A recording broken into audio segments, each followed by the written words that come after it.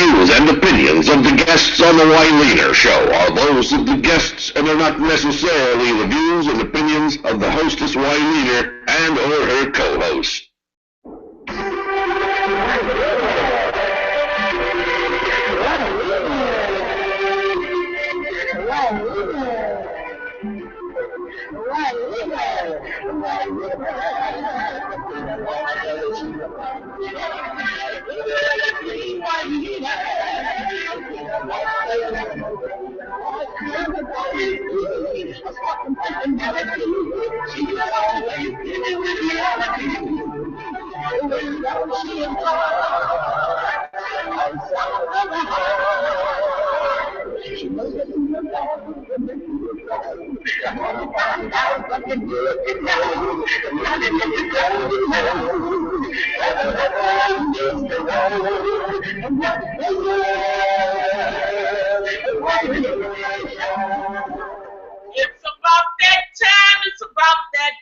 It's about that time.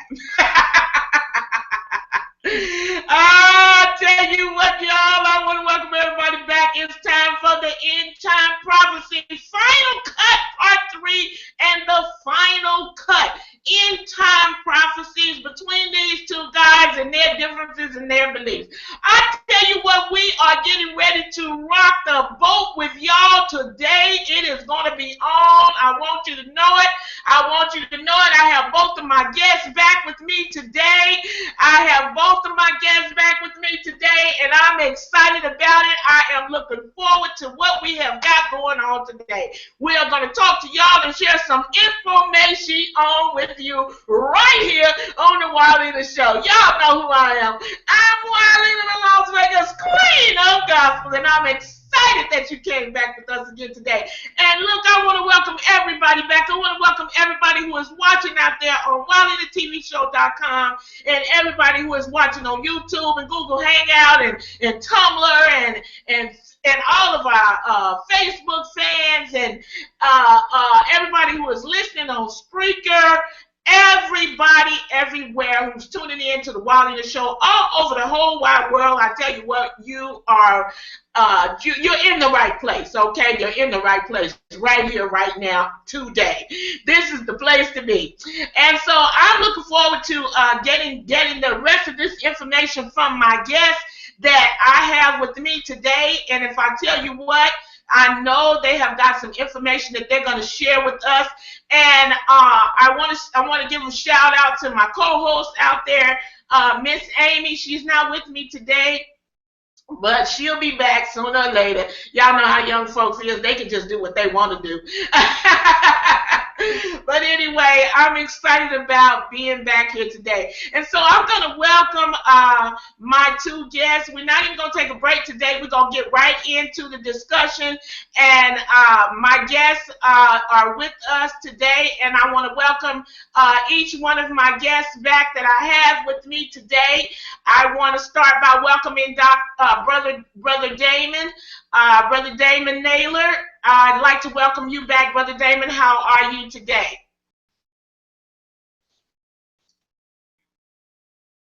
Okay, Brother Damon, you are muted, and so if you can unmute yourself there, that would be great. If you can unmute yourself, and Dr. Ruhling, if you can unmute yourself, that would be great, both of you. Okay, so Brother Damon, how are you today? I'm fine. How are you? Glad to be back with you and Dr. Ruhling. Great. Okay, wonderful, wonderful. And thank you so much for coming back and joining us again today. We're looking forward to what you're going to share with us, okay? So, Dr. Ruhling, how are you today? Ms. Wyleaner, I'm feeling good. It's a real privilege to be with you. The gospel is good news to everybody, and we have something to share along that line, so looking forward to it. Thank you. Wonderful, wonderful, wonderful. Okay, wonderful. So Dr. Ruhling and Brother Damon, they're going to be sharing with us. They're going to answer the rest of my questions that I have, and then after that, I'm going to allow them an additional I'm going to allow them an additional 5 minutes toward the end of the show to do their closing presentation. Okay? So what they're going to do is they're going to each take those 5 minutes to share with you about their teaching and whatever they want to share with you within that last 5 minutes, because that will be the end of the show and that will be their last words on the Wiley Show. Okay? And so they're going to take that time to give you whatever knowledge that they want to share with you. All right? And I also want to tell everybody, before we really get deep into the show, these guys have materials that you can check into, that you can acquire. Dr. Ruhling has a blog, and if you are on WileyTVShow.com, if you scroll down, you can click the link. You'll see 2 book titles there for Dr. Ruhling, and also Brother Damon Naylor has a book called Revelation Rightly Revealed, and that is a brand new release. And so you can click that link, and it will take you directly to where you can find out more about his book. And the other link will take you directly to Dr. Ruhling's blog, where you can find out more about what Dr. Ruhling has to say to you. And also on the links page of WileyTVShow.com, on the links page, if you click on the links page, you will see their links there and a little simple description of their blog and book or whatever. And if you click that book or click that link, it will still take you directly to them. Okay? So if you want to find out more about these guys, just go to WileyTVShow.com and click that link, and it'll take you directly to them. And I will allow them to share their email. If they want to share their email with you, that's fine too. It's okay with me. Okay, so listen, everybody, if you want to call in to the show after 5:15, the phone lines will be open, and it's your call, or you can just listen to us talk. Whichever you choose to do, it's fine by us. But the call-in number, if you choose to call in, after 5:15, the lines will be open, and you can call in at 1-866-945-1110. That's 1-866-945-1110. Okay, and for local callers, you can call 702-527-4471. That's 702-527-4471. Okay, and so when you call in, if you call in, make sure that you state your name and where you're calling from, because we really want to know who you are. Just your first name is good enough. Okay, and then give us the city and state that you're calling from, and that will help us to know where you're watching the show from and that type of thing. And also make sure that you call in and speak with respect to our guests. We have the right to agree to disagree here on the Wiley Show. You don't have to agree with everything my guests say. Believe me, you do not have to agree. You can say, well, hey, you know what? I beg to differ. I disagree with that. Where did you get that information from? Tell me so I can go check it out. Okay, that's what you do on the Wiley Show. Let them know you want to know where they got their documental information from. Okay, and but remember, always talk with respect and speak to my guests with respect, and especially me, because I don't play that. All right. And if you do not call in here with respect, I will introduce you to what I call a brand new clique, and that's hang up the phone on you. Okay, and so we want you to always call in and share your thoughts and that type of thing. We're happy to hear whatever it is that you want to share. Oh, okay. So guys, are you ready to get this party started? Yes. All righty then. Okay, I heard one yes. I didn't hear the second yes, but that's all good. Yes. Yes. Thanks. Okay, there he is. Okay. All right. So listen. The first question is going to go to Dr. Ruhling. Dr. Ruhling, was the prophet Joel a Levite? Was the prophet Joel a Levite? Yes or no? I don't know, but probably not. Okay. Okay. All right. Let's go to Brother Damon. Brother Damon, what do you know about the prophet Joel? Was he a Levite? Yes or no? I would say no. Okay. All right. Now, Brother Damon, you sound more like you kind of know a little bit about the prophet Joel. Now, I'm not sure about you, Dr. Ruling, so what I'm going to do is I'm going to start with Brother Damon. Brother Damon, will you tell us just a little bit about this prophet Joel? And then, of course, I'm going to come to you also, Dr. Ruling, and give you a chance to chime in on that. Brother Damon, will you pick up on, tell us a little bit about the prophet Joel, please? Okay.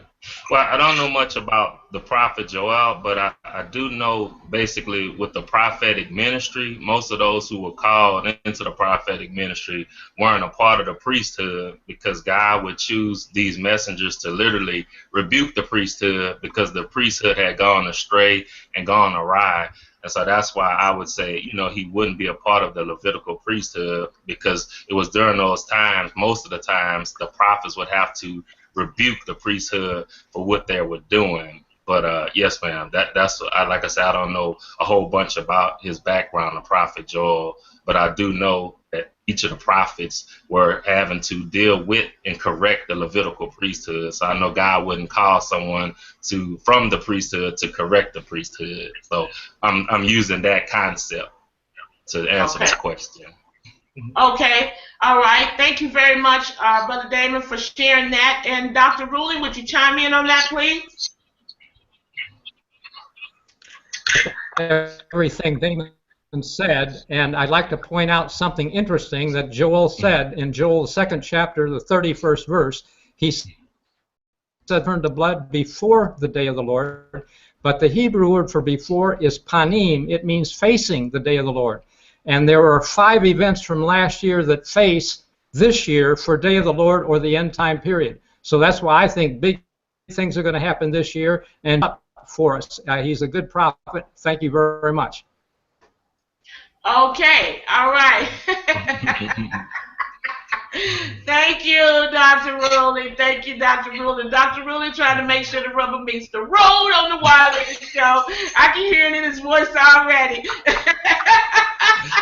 And that's not about me, Dr. Ruling. You just bust the move, okay?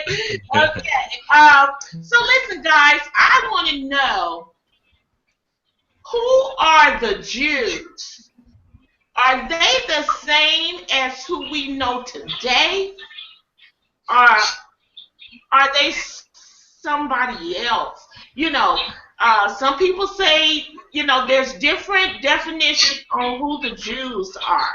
Okay, so I would like to know, who are the Jews, and are they the same as who we know today, Brother Damon? Okay, the Jewish people or the Jewish descendants came from Jacob, and Jacob's name was changed from Jacob to Israel because he wrestled with the angel and he overcame the angel, and the angel said, "Hey, you got power God, power man, we changed your name." So his name was changed to Israel, and so his descendants became the children of Israel. We know they went into Egyptian bondage, they came out and everything, and once they went into the wilderness, God gave them the commands, and then when they went into the promised land and subdued the kingdoms, they transitioned from just basically being the descendants of Jacob or Israel, and they formed a nation, which became the nation of Israel. And so the people who are Jews are the direct descendants of the people who came out of Israel loins. And so it was about, I think it was either 70 or 80 people that went down into Egypt, and once they came out, it was 600,000 Jews and also a mixed multitude. But when we look at the full-blooded Jews, we're talking about the descendants who came directly from that guy, Jacob, or Israel as we know him. And they would be the same people today. They could trace their bloodline or their blood lineage back to him. And even in Revelation, we see that 144,000 people are sealed from the 12 tribes.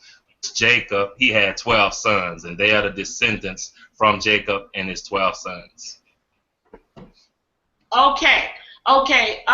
So Yeah, all right. So you did answer my question. Great. That's great. I want to go over to Dr. Ruling. And Dr. Ruling, what I'm going to do is I'm giving you the same question, but I also would like for you to tell us, are these people from the tribe of Japheth?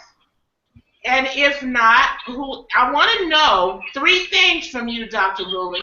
I want to know who are the Jews. Are they the same as we know today? And who is from the tribe of Japheth? Well, I agree with Japheth were really the Ephraim and Manasseh, the sons of Joseph, were named as two. There were 10 tribes that split off of the 12 in the days after Solomon's son Rehoboam. He was going to tax the people too heavily, and so 10 tribes rebelled, and they had their own center of worship instead of going to Jerusalem. They went into apostasy, and then God scattered them by the Assyrian captivity. They moved into Europe, fled the papacy to this country, and in many respects there are more descendants of the original Israelites in this country than there are in and I don't mean necessarily Jews, because when they were split off, the 10 tribes, and with Sunday, also a false center of worship in a sense. But God is going to gather them all in the end time, and He's going to make them both, the Judah and Israel, to be one kingdom in Ezekiel 37. And Paul says the same thing. The apostle, you're Abraham's seed and heirs according to the promise. So it's really not about bloodlines, it's about faith. And what we want to believe, if we believe in a biblical covenant and what God wanted to do with Abraham, we can make a covenant with him in the end time. It's the new covenant at this time. He writes His law in our hearts. But we can, I believe, when you can't buy or sell or hide, you can be in the land of the covenant and be part of Israel. Thank you. Okay. Okay.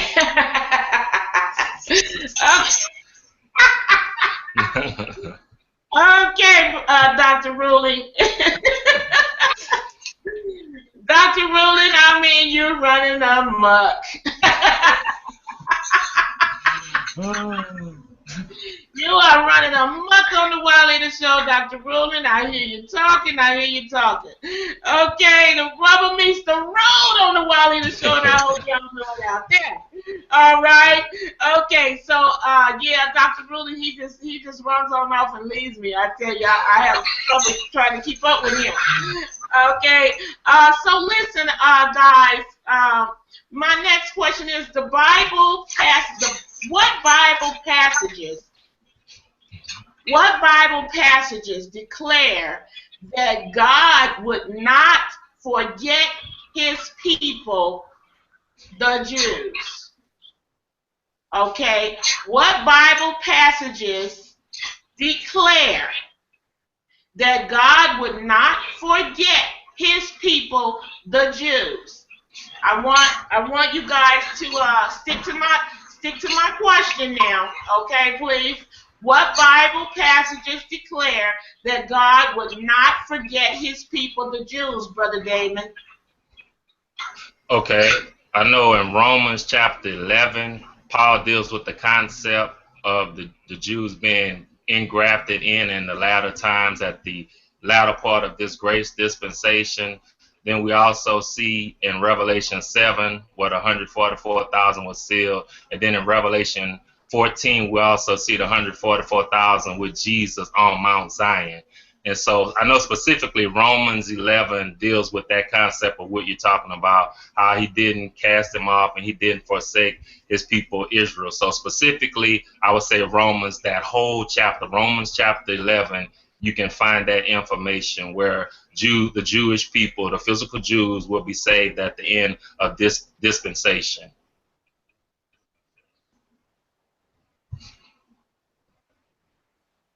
Okay. Okay, thank you, Brother Damon. So, Dr. Ruling, my question to you is, do you agree with what Brother Damon just stated? Do you agree with what Brother Damon just stated? And if not, what Bible passages do you say declare that God would not forget his people, the Jews? If you disagree, I would like for you to tell us what Bible passages you have to substantiate that. And if you agree, then we're going to move on. Thank you for the opportunity. I agree with the Romans 11. Of course, God, he says he's not willing that any should perish. He wants everybody saved. But I do not agree that the Jews are going to be saved differently. I believe that if people live up to the truth that they, Christ said, they're living up to a standard the best they know. There are heathen people that have treated missionaries kindly before he ever heard the story. So I believe God can save people if they have the kind of character that is kind and like Christ, even if they've never heard his name. But specifically, there's a large segment of Israel now that are not Seventh-day Sabbaths going to gather these people in the end time, and Ezekiel 37 shows two sticks coming together. Judah, I believe that's Jews, and I believe Jews who accept the Messiah in the end time can be part of the kingdom, but I believe the other stick is for Israel, a larger group from this country who will go to the land of the covenant also, and I believe if we accept the Torah, which is the laws, I don't mean Jewish ceremonies like killing lambs, which have been fulfilled by Christ, but I mean a better understanding of the law than just, well, we'll love everybody type of thing, because gay people think they can do that too. Okay. A law that specifies in the... Okay. All right. Okay. All right. Boy, I tell you, somebody got to help me with Dr. Ruling. Somebody got to help me with Dr. Ruling. I don't know who it's going to be, but somebody, what is my co-host today? Boy, I tell you, I need my girl. Not right there. Somebody need to help me with Dr. Ruling. I can't keep him on point here. I mean, Dr. Ruling be gone. He just put some move on us. He just take on off and run on. You know what? I feel like the tortoise and the hare here, you know what I mean, y'all?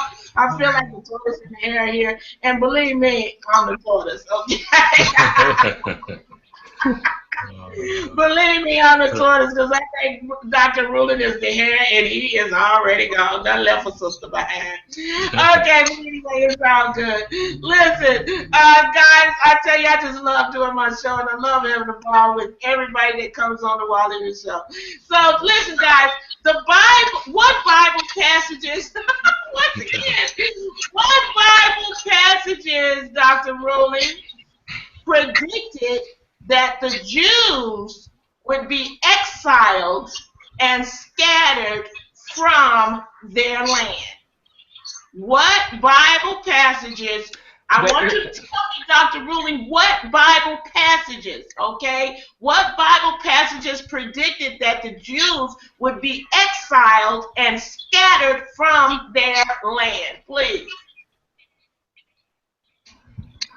The Deuteronomy. Moses said, if you don't keep these laws, you will be cursed, you'll be scattered, you'll be the tail instead of the head, etc. That is the 32nd chapter, closing up. But the chapters immediately before that also they're long chapters, but they show all the things that God is going to do, and they've been largely fulfilled. And the Jews today recognize that, and they say, woe is us. Okay. All right. Thank you, Dr. Ruling. Thank you, Dr. Ruling. Okay. Brother Damon, I would like to find out, do you agree with Dr. Ruling? And if you agree, we'll move forward. If you disagree, I would like for you to tell me why. And what do you get from what I just asked? What Bible passages predicted that the Jews would be exiled and scattered from their land? Please. Yes, he's correct. I agree with him. The latter part of Deuteronomy, it probably starts at chapter 28 and goes on, like he says, throughout the end. But yes, I agree. Deuteronomy is where it states that they'll be scattered abroad, basically across the face of the earth. Okay. What Bible passages predicted that the Jews would be persecuted? What Bible passages predict that the Jews would be persecuted, Brother Dr. Ruhling? Well, Christ said, when you see Jerusalem compassed with armies, you know its desolation is nigh. And of course, that happened with the Roman army in 70 AD. That's very clear in Luke 21, also in Matthew 24, and in Mark 13. So because they rejected their Messiah, he could not save them. He said, how often I would have gathered you as a hen gathers a chick, but you would not.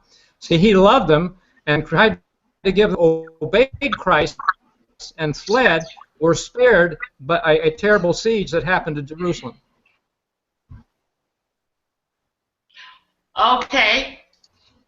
Okay, thank you for that, Dr. Ruhling. Brother Damon, same question. Yes, he's correct, and those are the chapters that he named.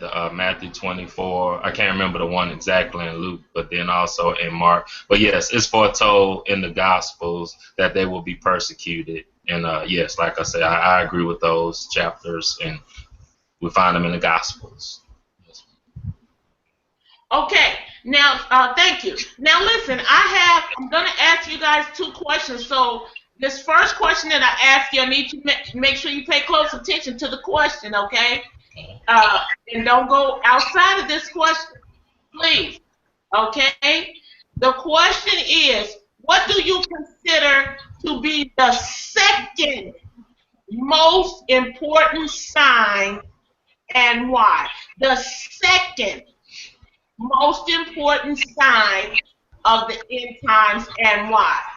Not the first, but the second.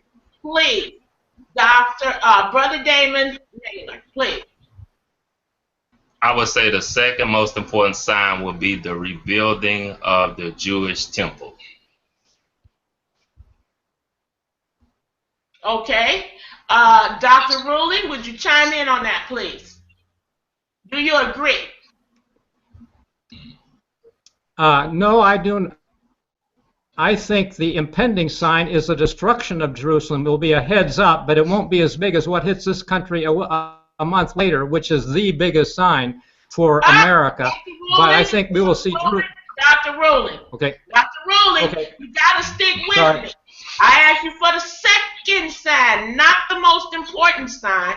The second, okay? I know you want to go somewhere else, but you got to stick with me, okay? I want to know, what do you consider to be the second most important sign? Not the first one, not the most, but the second, please. So sorry, I believe Jerusalem destroyed, taken captive. That Zechariah 14 verse 2 says the houses will be rifled, the women ravished, half the city will go into captivity in the day of the Lord. And the day of the Lord was the sun being darkened, the moon turned to blood. So, I think we'll see it a week from now. Okay, so I heard so much. See, you know what, guys? I can say it again. About me. I'm more of a simple person. You got to talk elementary to me. You know, you got to break it down and make it real simple, okay? And then I also want you to do that, too, for my listeners and my viewers, because everybody is not going to pick up on, you know, all of that. So I need you to just break it down. I want to know, and I'm going to ask you one more time, okay? I want somebody to tell me just point dot blank without the whole history of it. What is the second most important sign? Okay? Just tell me what's the second most important sign. Then I will give you the opportunity to tell me why. Okay, but right now, all I want to know, what is the second most important sign, Dr. Rulings? Simple. The Jerusalem is the second most important sign. That's how the chapter begins, and I believe God's going to give us an update a week from now. Okay. Okay. All right. He kind of cut out on me, and I didn't hear exactly what he said. So now I'm going to go over here to you, Brother Damon, and I'm going to let you answer that question for me one more time. Just point dot blank. What is the second most important sign? Not why, but what is it? Okay. The rebuilding of the third Jewish temple. Okay. Okay. All right. So you said the rebuilding of the third Jewish temple is the second most important sign. Yes. Okay. Now, Dr. Ruling, Brother Damon says the rebuilding of the second of the Jewish temple is the second most important sign. Do you agree or disagree? If you agree, we move forward. If you disagree, I want you to tell me what it is from your teaching. I disagree with the rebuilding of the temple, and I believe that the first, before there's any rebuilding, but they build after that destruction, which comes first. Okay. Okay. All right. So now we got that out of the way. Okay. Got it. I got it, and I think my listeners and my viewers got that too. Okay. We just want to make that clarified. Okay. So now we move into what do you consider to be the single most important sign of the times? What is the single most important sign? Okay, the number one sign that everybody needs to pay attention to. Okay, there's got to be something that can trigger, you know, our attention or our minds, or make us focus and say, whoa, you know. So from your teaching and from your teaching, from each one of you, what is the single most important sign that we all need to look for where the end times is concerned? I'm going to start with you, Brother David. Of a peace covenant that will be done with the beast and many nations, but it will be a peace covenant which will enable them to be able to build the temple and everything. So that's the main sign, the first sign, that covenant must take place first before a temple can be rebuilt, or they could even be at peace to rebuild it, because there's too much turmoil in Jerusalem now for the temple to be rebuilt. So the signing of the covenant with many nations, and it's going to be a peace covenant.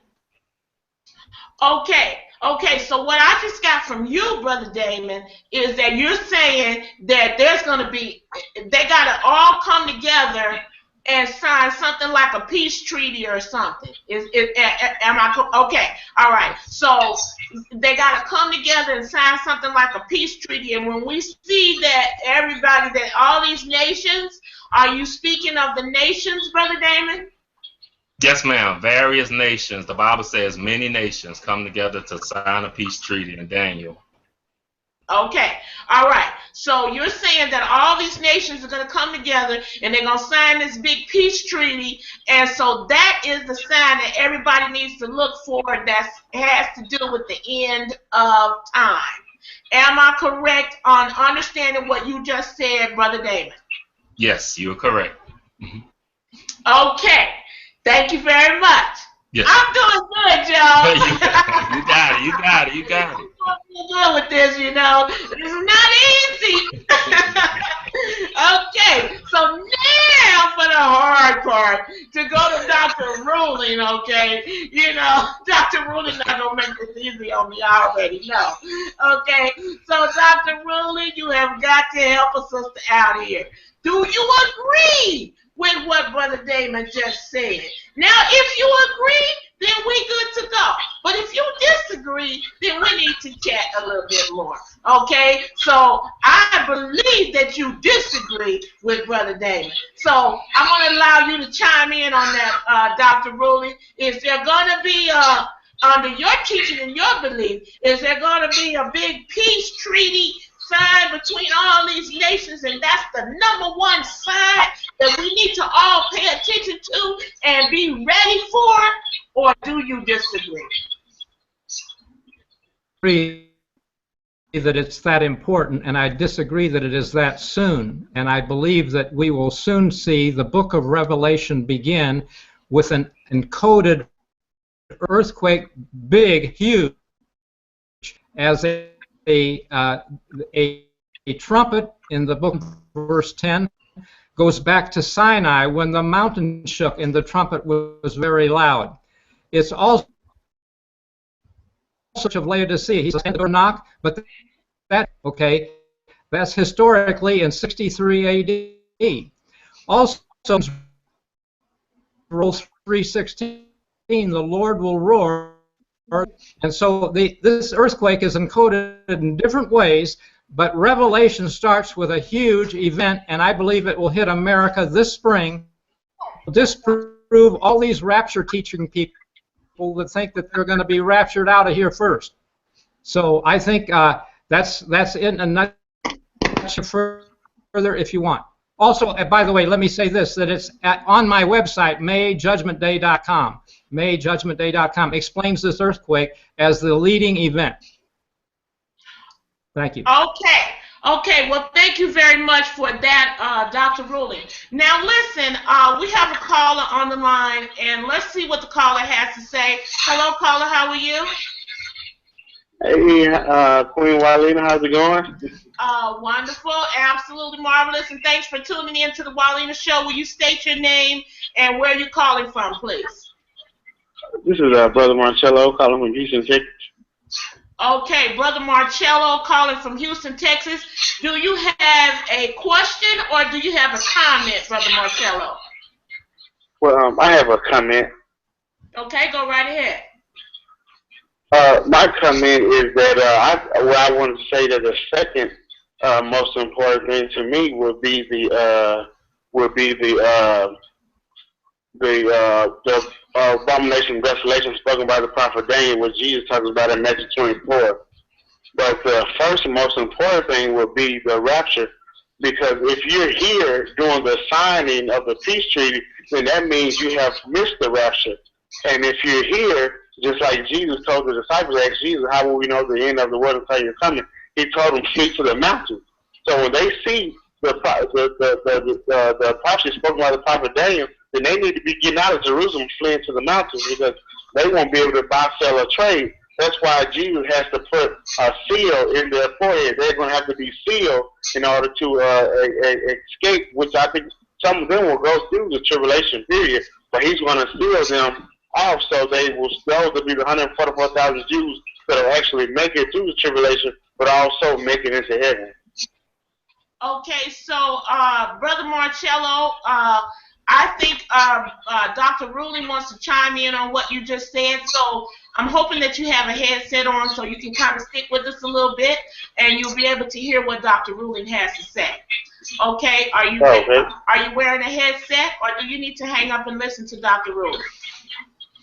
I think I might need to hang up. Okay, all right. Well, Dr. Ruhling wants to chime in on what you have to say. I'll go ahead and let him chime in, and if you want to, you got about 5 minutes for calling, and then we're going to allow them to have their time for their presentation.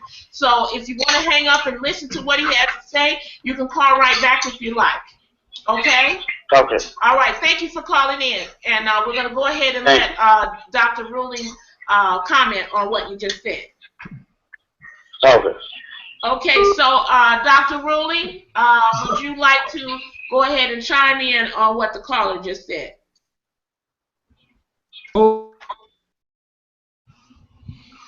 Verse 15 and Mark 13, verse 14. In Mark 13:14, it says, "Standing where it ought not."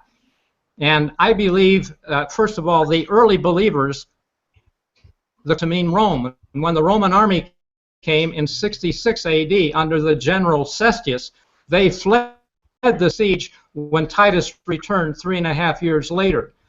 But we did see a Roman army last summer, in a sense. We had a first military drill ever in the Southwest on U.S. soil, and we had Rome come as well, standing where he ought not in the U.S. Congress. Okay, that's the wording, standing where it ought not. So we really don't need the Pope in the U.S. Congress, because he believes in church and state working together, and our Constitution calls for separation. Every country south of our border has church and state. Now they want to come here for a better land.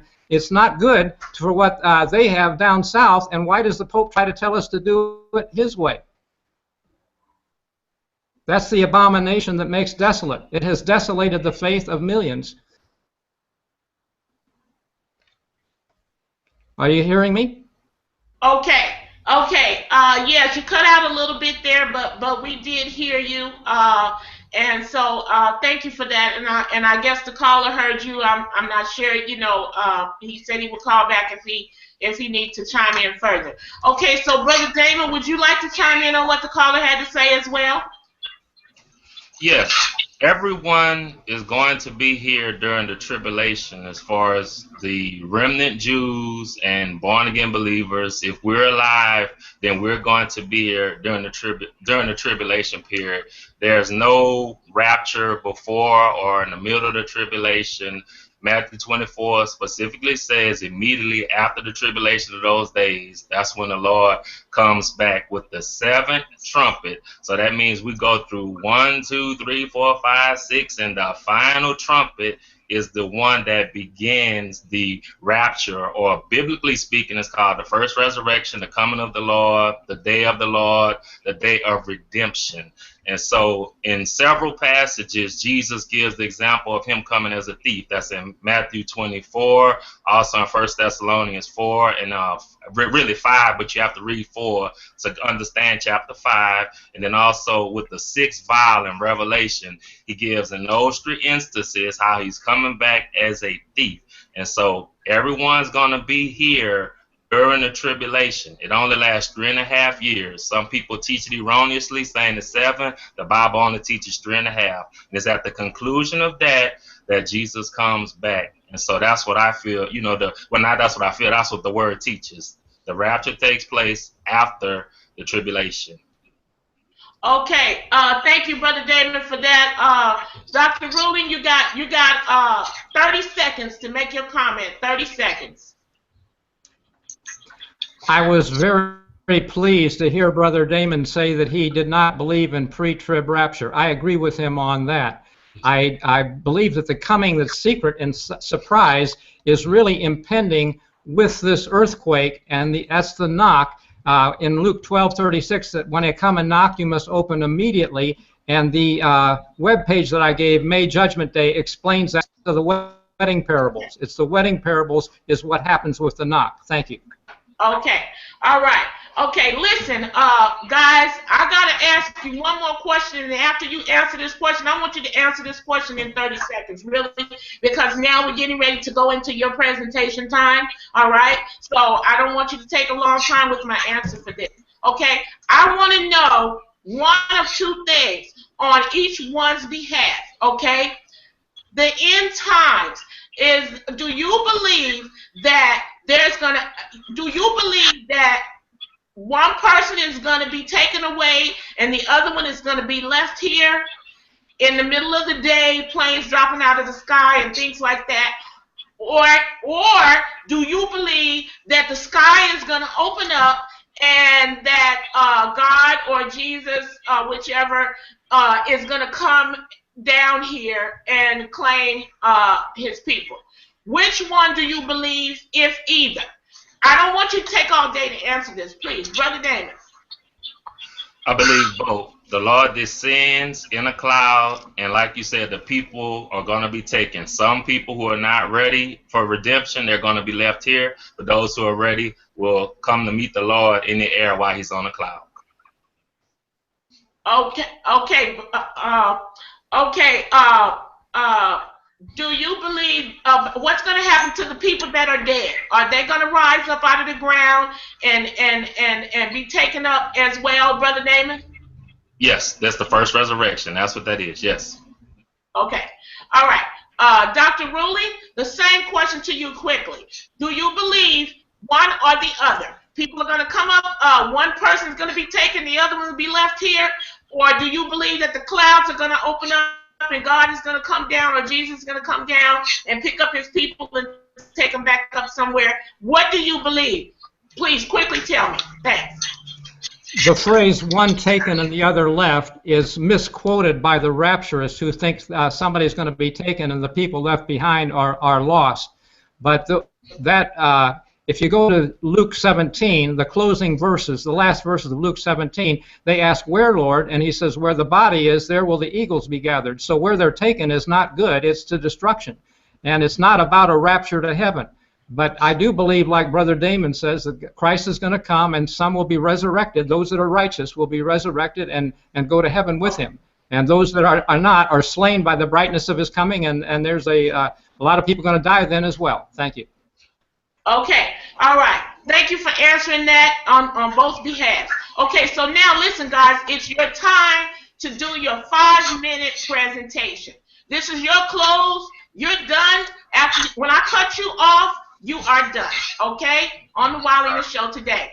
Dr. Ruling, you are first. Go for it, Dr. Ruling. Your 5 minutes begins now. Okay.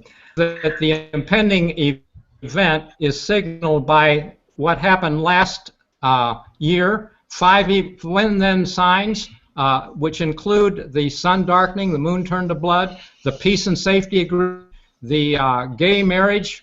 Christ said when Sodom left, Lot left Sodom, at the same day it rained fire and brimstone. All of those are when-then signs, along with a Pope's visit, for events this year. And I believe that they're pointing to this year for the day of the Lord to begin. That's the apocalyptic term, which in Zechariah 14:1 says the day of the Lord comes and God is going to gather all nations against Jerusalem to battle. The houses will be rifled, the women ravished, half the city goes into captivity. Then the Lord goes forth to fight against them. How does he do that? I believe he does that with the goat in Daniel 8. A goat is angered by a ram, and it says in Daniel 8 verse 20 that the horns on the ram are the kings of Media and Persia. But Gabriel tells Daniel this is at the time of the end. And today, in the time of the end, Media and Persia are also Iraq and Iran, the same geographic areas. So what it means is that Daniel has a double application. Once in history, to show you that God knows what he's talking about, but again, to believe in what is going to be at the end time. And I believe that Iran is going to do something stupid a week from now with Hamas and Hezbollah and ISIS and all that around Jerusalem, and then we're going to get them after that. And basically, that's when the goat stomps that ram. And I have a website with this also. It's called islamusinprophecy.wordpress.com.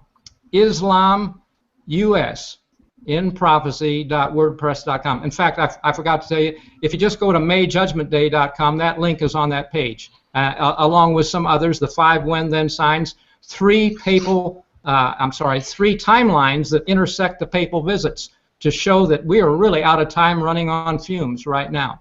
And that's also of interest, and articles linked from mayjudgmentday.com.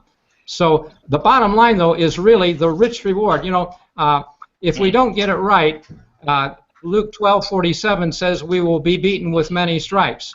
But if we do get it right, he will make us ruler over all that he has. And since my name is Ruling, I think I've looked at that more than most people have, and I believe we can do this. Okay, we can somehow meet those conditions. He says that it's for the, you know, the wedding parables all show that people don't understand them. In Matthew 25, all 10 are asleep with their lights out. Well, that's about us. We're asleep with our lights out. We don't understand the wedding parables. In Matthew 22, the king sends his servants to bid people to a feast. And they're scorned and ridiculed because it's not about steak and cake, okay? And again, they don't understand the high value of those wedding parables. In Luke 12, Peter says, is this parable for us or for all? He didn't understand.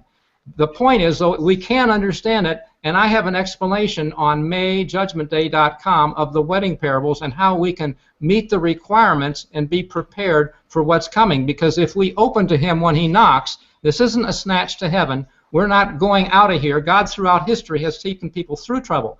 It says in Acts chapter 14, we must through much tribulation enter into the kingdom. Okay? Well, hey, we're not...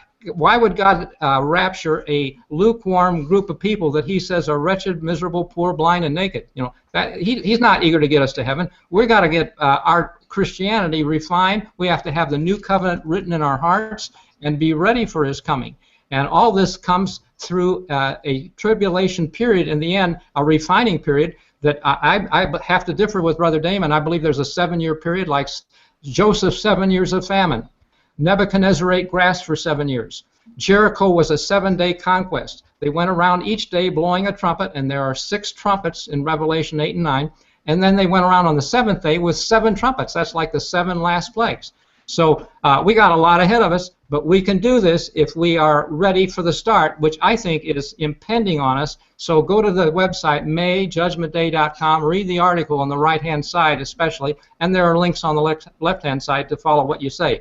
And I just think God knows that we're in a materialistic age where every internet email offer is about $1 million from Nigeria or somewhere, and only Christ, who hung the worlds in space, can really make us ruler over all that he has and make it worthwhile. And we will be with stripes if we don't get it right. But it's not hard to do. It's not rocket science. And thank you for this opportunity. God bless you, and hope to see you on the top. Thank you. Okay. Okay. Thank you very much, Dr. Ruhling. Thank you very much. And Brother Damon, it is now your time to do your final close. Thank you. First point is that history, not prophecy, repeats itself.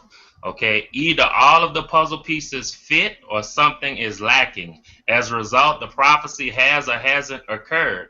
For Habakkuk says, for the vision, the word vision means prophetic message, is yet for an appointed time, one appointed time for each prophecy and vision. At the end, it will speak and not lie. The reason why it will speak and not lie at the end of any prophecy or vision is because all of the puzzle pieces will be present.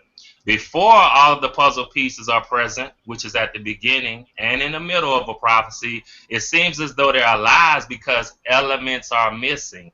But the scripture in Habakkuk says, though it tarry, wait for it, because it will surely come and it will not tarry. So as a result, prophecy is a bunch of puzzle pieces, but we have to make sure all puzzle pieces fit properly. The second point, in 2 Peter 1, verses 20 and 21, it says, knowing this first. This is the first thing we must know. No prophecy of the scripture is of any private interpretation, but a prophecy came not in old time by the will of man, but holy men of God spake as they were moved by the Holy Ghost. So because the Holy Ghost gave the prophecy in Revelation, he must also give the proper interpretation. It comes through consecration and not just study. So he has to teach and reveal the prophecies to us, because God said don't add or take away from his word, and we find that in Deuteronomy as also in Revelation.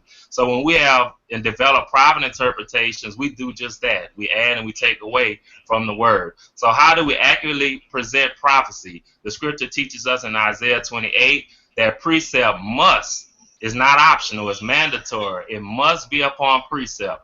Precept must be upon precept, line upon line, here a little, there a little. So we have to stack the scriptures together, put all the puzzle pieces together to get the complete, accurate whole. We can't insert history, we can't insert our own revelations and understanding, but we must put the scriptures together. That's why God uses a multitude of witnesses so that we can have many puzzle pieces so that they can confirm and not confuse, okay?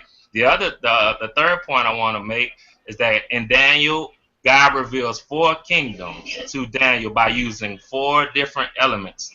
The first thing he used was the 4 regions of the body. We had the head, which represented Babylon. We had the arms and breasts, okay, which represented the next kingdom. We had the belly and thighs, which represented the third kingdom. Then we had the legs, feet, and toes, which represented that 4th kingdom, okay? Then he used the 4 metals, gold, silver, brass, and then the toes were the iron and clay. And last but not least, he used 4 beasts: the lion, the bear, the leopard, and then the 10-horned beast, which also served in Revelation as a culmination of all the one world systems, because they had the lion, the bear, and the leopard within that dreadful 10-horned beast. All right. And the last thing I want to share is that the phrase "the beast," we say that a lot, but many people are confused and don't know that it has 3 different meanings. The first meaning of the beast is the final world dictator, which is going to be a man. We learn about him in Daniel. We learn about him in Revelation. Also, the second meaning of the word "the beast" or the phrase is the devil or unclean spirit that possesses that final world dictator.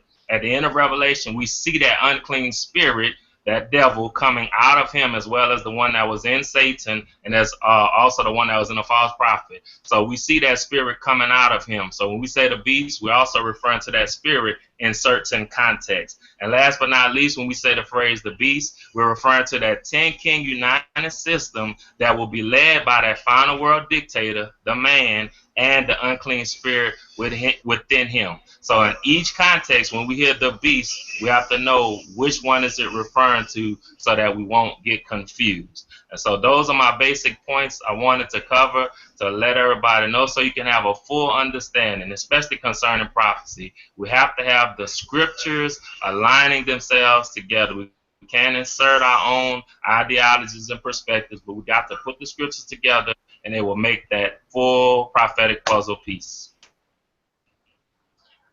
Well.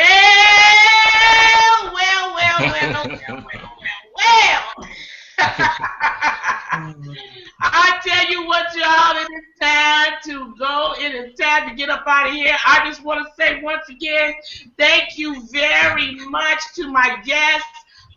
Dr. Ruhling, thank you very much to Dr. Ruhling, and thank you very much to Brother Damon Naylor. Thank you very much to each of you for being a guest on the show today. You are awesome. You guys have really shared some pertinent information with us, and I'm just, you know what, I'm ecstatic that you guys came and you actually spent 3 weeks on the Wilena show. This was part 3, and you guys spent this was actually the final show, part 3, and you guys actually spent 3 weeks with us.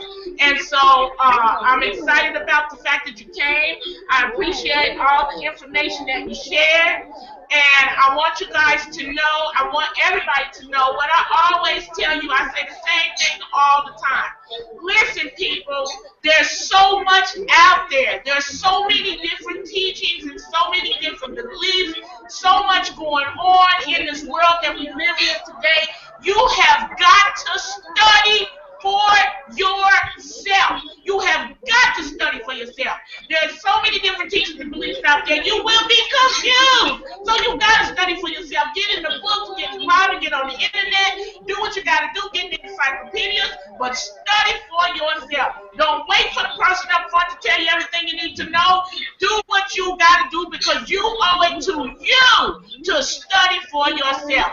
Y'all know who I am. I'm Wilena, the Las Vegas Queen of Gospel. And y'all know what show this is. This is the Wilena Show, and this is where the rubber meets the road. We'll see you next week.